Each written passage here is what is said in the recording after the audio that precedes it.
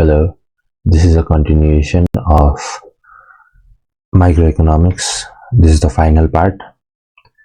यसमा सकिन्छ च्याप्टर यो भिडियोमा. So let's start with types of market structure. अब market structure भने के हो? Market structure describes the number of buyers and sellers in the market and the power of bargaining power they hold.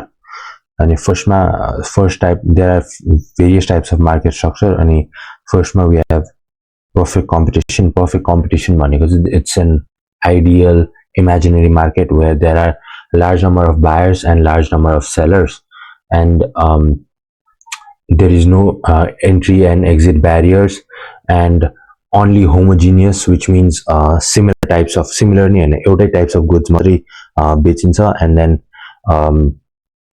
the market forces, the demand and supply, decide the price rather than a single seller or some buyers. And then there is no collision, there is no cartel. And then we have got monopoly. Monopoly that type of market structure where only one supplier exists and a large number of buyers exists. So customer base छ तर supplier चाहिँ एउटा मात्र छ, or let's say एउटा dominant supplier छ. So सबैजनालाई एकजनाबाटै किनिराख्नु पर्छ. अनि यसमा चाहिँ अब होमोजिनियस प्रडक्ट हुँदैन, हेटेरोजिनियस प्रडक्ट हुन्छ जसको क्लोज सब्स्टिट्युट नै हुँदैन अनि यसलाई रेप्लिकेट नै गर्न मिल्दैन. अनि पर्फेक्ट कम्पिटिसनको अर्को पोइन्ट भने लङ रनमा perfect competition will only earn normal profit. Okay, फर्स्टमा there are 3 types of profit in economics. Normal profit,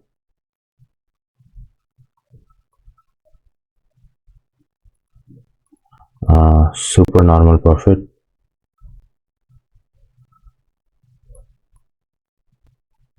and subnormal profit. Normal profit भनेको चाहिँ total cost र total revenue equal हुनु. Perfect competition मा के अरे जहिले normal profit नै कमाइन्छ, they will not be anything more than जति cost लाग्यो त्यति मात्रै revenue कमाइन्छ. अनि this is considering economic profit है. अब economic profit भनेको के हो? Economic profit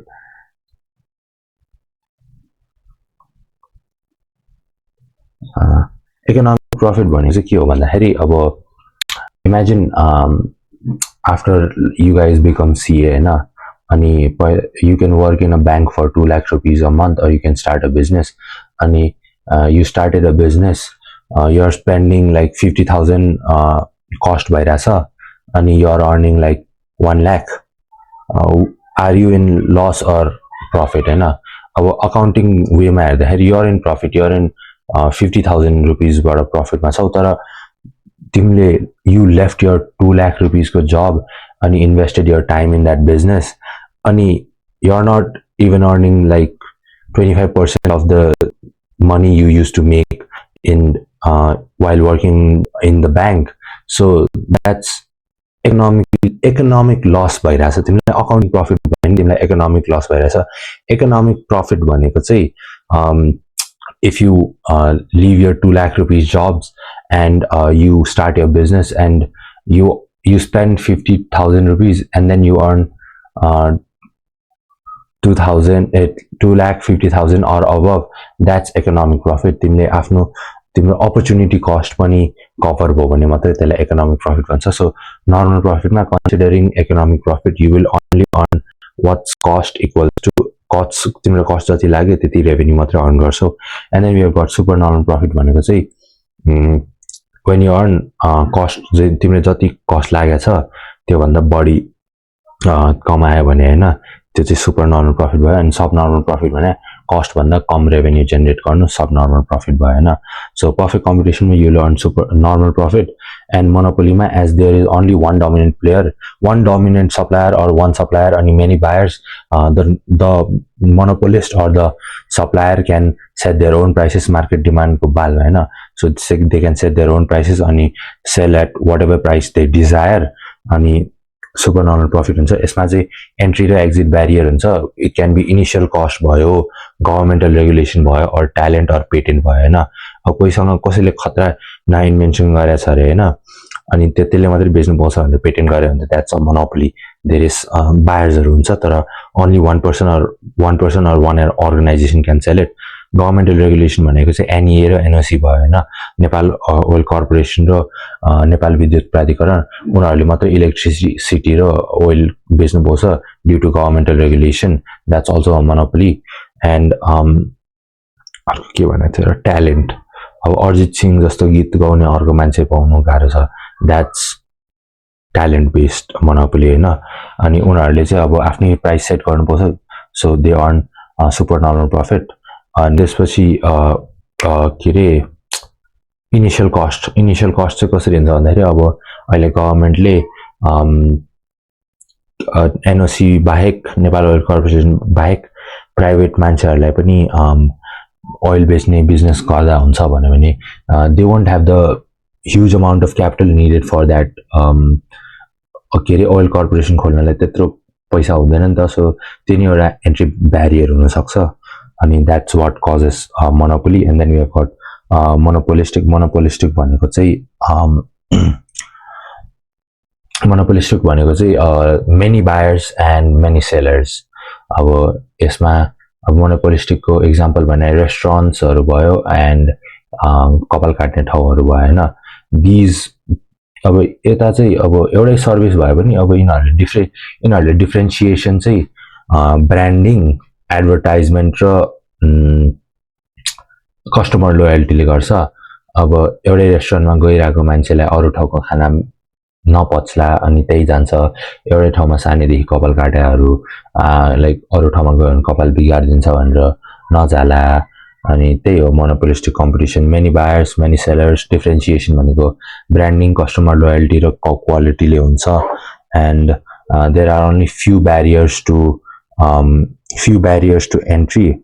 अनि and then we have got oligopoly. Oligopoly भनेको चाहिँ यसमा चाहिँ यो मार्केट स्ट्रक्चरमा चाहिँ फ्यु लार्ज सेलर्स हुन्छ, few dominant sellers and many buyers.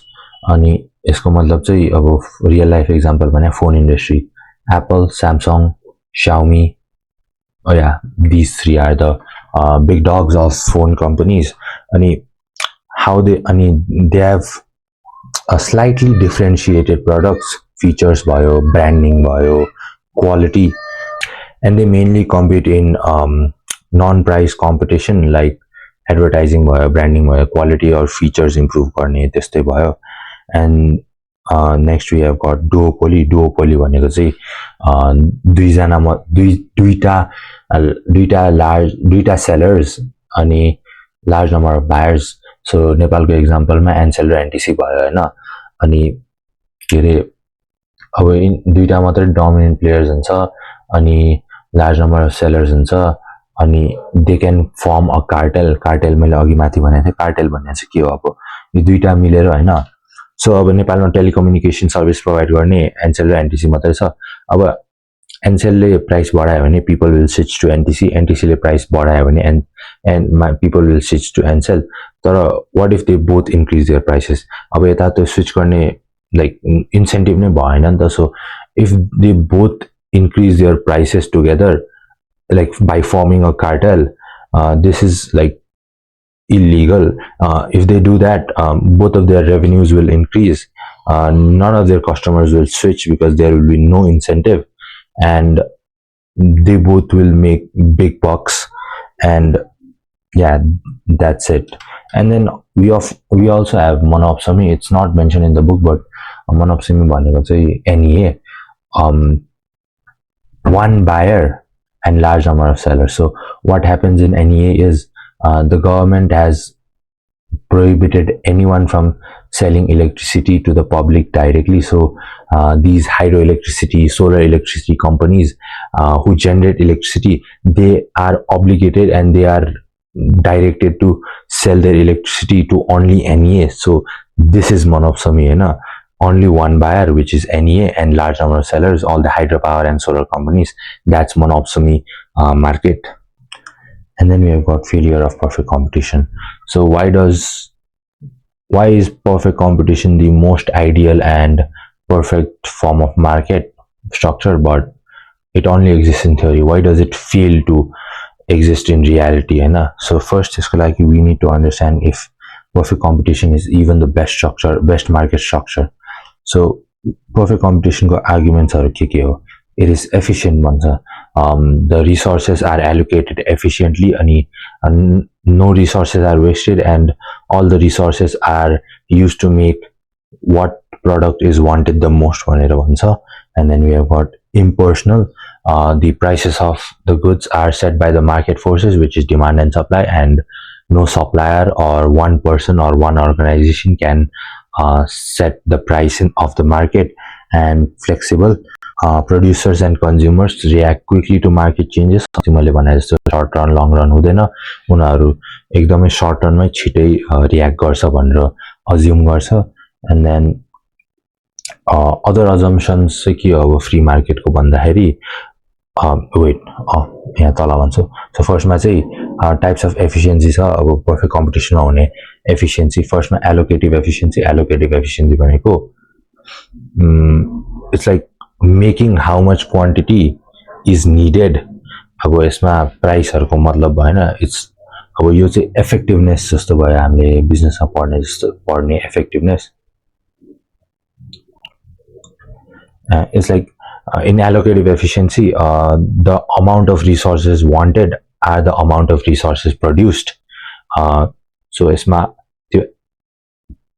त्यो produce गर्नु नै allocative, त्यति number of goods produce गर्नु नै, even like doesn't matter the price, doesn't matter the quality, त्यो number of goods produce गर्नु नै allocative efficiency हो, which is similar to effectiveness.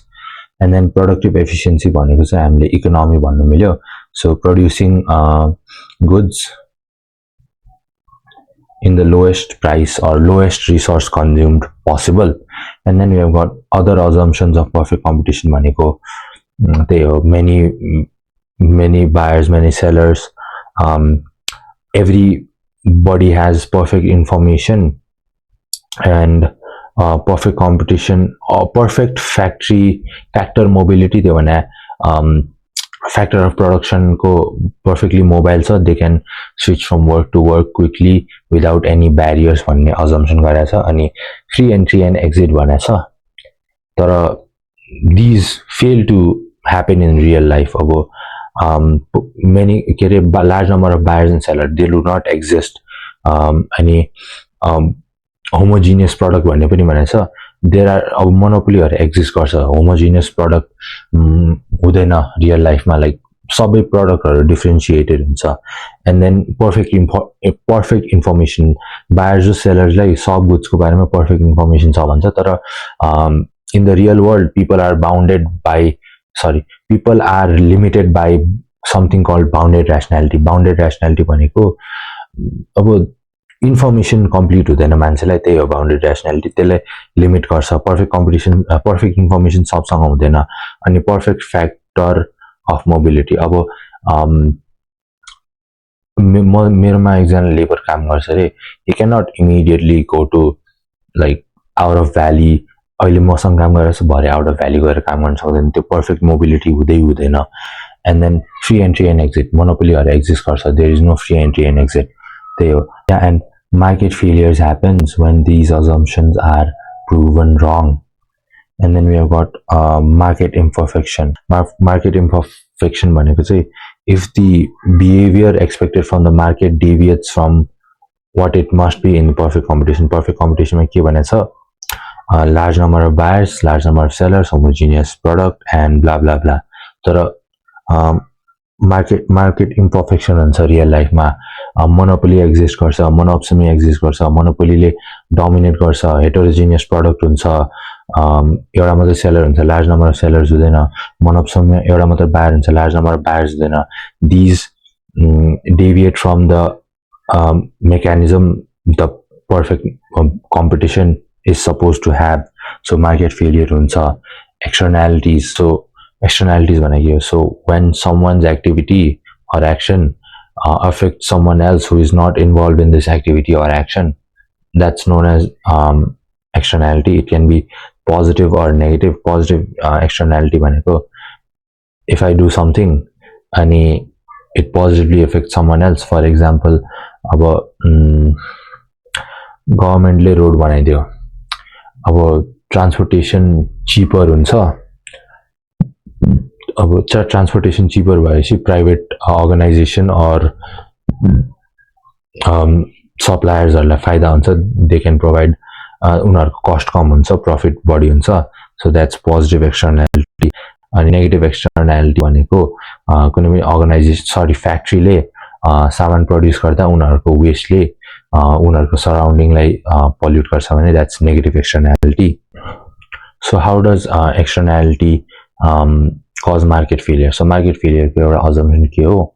All costs and benefits are borne by the buyers and sellers. उनीहरूले either cost होस् or benefit होस् उनीहरूले पाउँछ भनेको छ. तर with negative externality, अब negative अनि positive हैन, the factory waste dumped their waste in a public river or drain.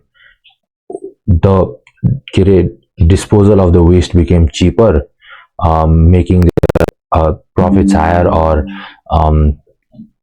their cost lower. So उनीहरू त्यसले चाहिँ अब कस्टमर र फ्याक्ट्रीलाई फाइदा गर्यो. तर the waste they throw out and made the surroundings polluted. त्यो सोसाइटी और त्यो इन्भाइरोमेन्टको छेउछाउमा बस्ने मान्छेहरूले त्यो कस्ट बेयर गर्नु पर्यो. सो बायर र सेलरले यहाँ बेनिफिट र कस्ट दुवै बेयर गरेको छैन. And this causes market failure by violating the assumption that all benefits and cost are borne by the buyers and sellers. So public goods भनेको street lights, public parks, national defense. So के रे यिनीहरू product चाहिँ non एक्सक्लुडेबल हो. Non एक्सक्लुडेबल भनेको like मैले I can't stop anyone else from using or getting the benefits from it, and they are also non-rivalrous. Non-rivalrous भनेको एकजनाले युज गर्यो भन्दैमा अरूले युज नगर्नु मिल्ने हुँदैन. So if I am getting the protection from national defence, I can't, मैले पायो भन्दैमा आई कान्ट लाइक मैले पायो भन्दैन तपाईँहरूले नपाउने भन्ने हुँदैन. It's non राइभलरस. सो यो नेचरले गर्दा चाहिँ businesses can not charge everyone who benefits from this, so they have very little incentive to produce this. यो चीजहरु produce गर्नु incentive नै हुँदैन. As a result, the free market will underproduce this, and society लाई जति चाहिछ त्यति produce हुँदैन. So त्यही भएर we can see these types of facilities being provided by the government. Economies of scale भनेको चाहिँ if something causes the cost or resources consumed to reduce, है ना. So there are two reasons for economies of scale. दुईटा कारणले economies of scale हुन्छ, internal र external. अब internal मा के पर्छ? स्पेशलाइजेसन अफ लेबर. कम्पनीले आफ्नो लेबरलाई स्पेशल ट्रेनिङ दियो भने कम रिसोर्स खर्च गरेर प्रोडक्ट्स प्रड्युस गर्न लगाउन सक्छ. डिभिजन अफ लेबर के रे त्यही अब वर्कलाई यस्तो वेमा डिभाइड गर्ने कि मोस्ट स्किल्ड मान्छेले उनीहरूकै निशको वर्क पाओस्. त्यसले कस्टलाई कम गर्छ. Consuming less resources, specialised machinery, advance machinery or latest machinery installation गर्ने जसले कम रिसोर्समा धेरै प्रोडक्सन गर्छ. And dimensional economies, huge storage किन्ने. सो त्यसमा स्टोर गर्दाखेरि स्टोरेज कस्टहरु कम होस्. Buying economies, buying things in bulk, making the price of raw materials cheap. Indivisibility of operations, यो भनेको जति धेरै युनिट प्रड्युस गर्यो फिक्स्ड कस्ट पर युनिट त्यति घट्दै जान्छ. And then we have got holding inventory. त्यही भने स्टोरेजलाई लार्ज पर्यो भने अब रेन्टहरुको कस्ट कम हुन्छ, बिकज एउटै रेन्टमा युआर के अरे storing more units, dividing the fixed cost of rent, अनि त्यसपछि per unit cost of rent घट्छ. And then we have got external economics. External economics भने इफ द industry grows, अब त्यसपछि मार्केटमा there will be more number of skilled employees or skilled labor already available, so training कस्टहरू बच्यो अनि त्यही अनि अघि भने जस्तो त्यो एक्सटर्नालिटी जस्तो गभर्मेन्टले रोड्सहरू बनायो भने ट्रान्सपोर्टेसन कस्ट चिप हुन्छ इफ गभर्मेन्ट के अरे फोकसेस अन एजुकेसन त्यसपछि एजुकेटेड लेबरहरू इजिली एभाइलेबल हुन्छ the company no longer needs to पहिला अब के अरे नेपालमा सिएहरू नहुँदा के अरे ब्याङ्क्सहरूले आफ्नो हाइएस्ट स्किल्ड अब एमबिए गरेको इम्प्लोयरलाई इन्डियामा सी पढ्नु पठाउँथ्यो आफ्नै कस्टमा तर अहिले सिएहरू नेपालमै प्रड्युस हुने भएपछि इजिली सिएहरू मार्केटमा एभाइलेबल हुन्छ so they do not have to do like bear that extra cost अनि त्यही हो लाइक एक्सटर्नल इकोनोमिजको example so how does economies of scale cause market failure अब इकोनोमिज अफ स्केल अब इन्टरनल होस् या एक्सटर्नल होस् यिनीहरूले चाहिँ बिग फर्मलाई कस्ट लोवर गर्न हेल्प गर्छ so as they are already big उनीहरूको like internal economies of scale त एकदम हाई हुन्छ अनि एक्सटर्नल इकोनोमिजले झन् हेल्प गरेपछि बिग फर्म्सको कस्ट लोवर हुन्छ अनि उनीहरूले त्यसले गर्दा they can like dominate or kick out the small competitors whose अब स्मल कम्पिटिटर्सहरूको त इन्टरनल इकोनोमिज अफ स्केल खासै इफेक्टिभ हुँदैन उनीहरूको कस्ट यतिकै हाई नै हुन्छ होइन सो बिग फर्मले डोमिनेट गर्छ स्मल फर्मलाई किक आउट गर्छ they create monopoly or create monopoly and cause market failure. And that's it for today, and that's it for this chapter. Thank you very much.